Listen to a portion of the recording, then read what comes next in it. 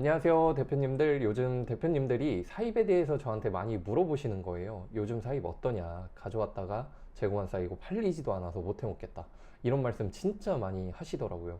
근데요, 이런 말이 나오면서도요, 대표님들이 사입을 할 수밖에 없는 이유가 있더라고요.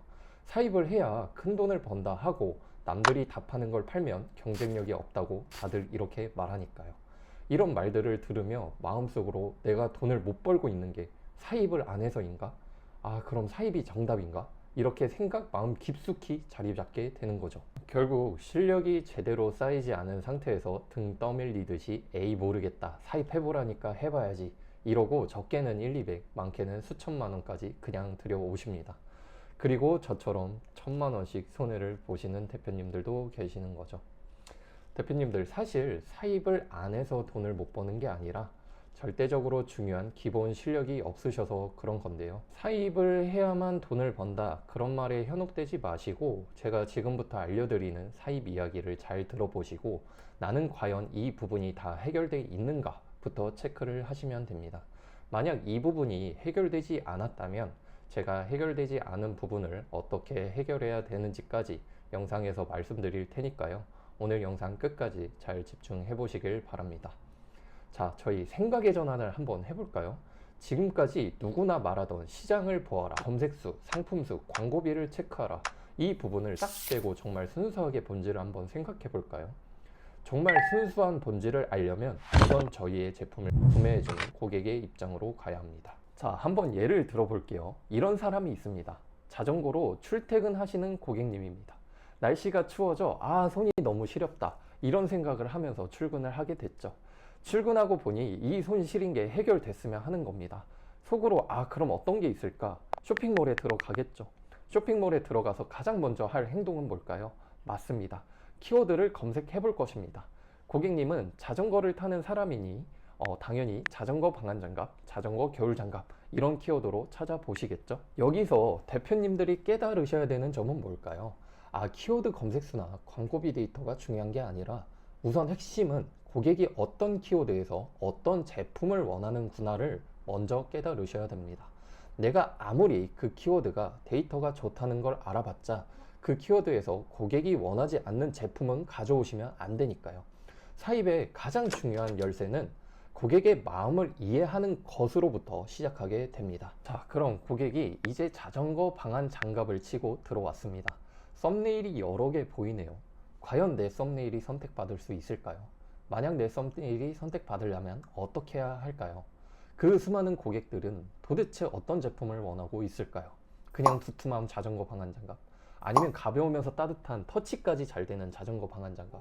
그 부분을 파악한다는 것은 당연히 판매가 잘 되고 있는 제품을 보거나 고객님들의 리뷰를 보면 알겠죠.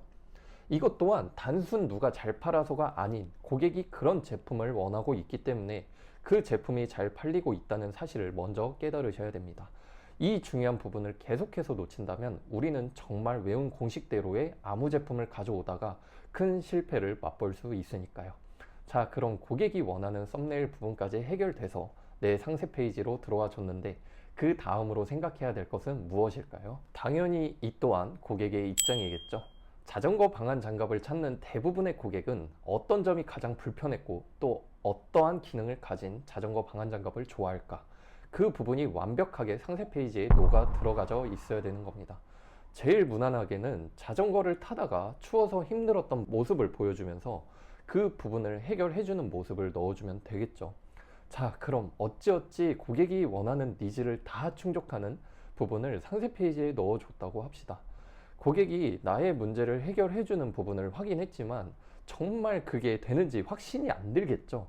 그 다음 리뷰로 가는 것입니다. 그래서 솔직히 어쩔 수 없이 구매 전환에 있어 리뷰 영역이 크게 작용하는 부분이 있는 거기도 하고요. 자, 이제 고객이 리뷰를 믿고 구매를 했습니다. 그 다음에 그 고객님이 제품이 좋았다면 리뷰를 좋게 달아주시겠죠. 선순환으로 계속해서 좋은 리뷰가 달릴 것입니다. 하지만 리뷰가 좋지 않다면 평점은 낮아질 것이고 낮아진 평점은 제 제품을 노출시켜주지 않을 것입니다.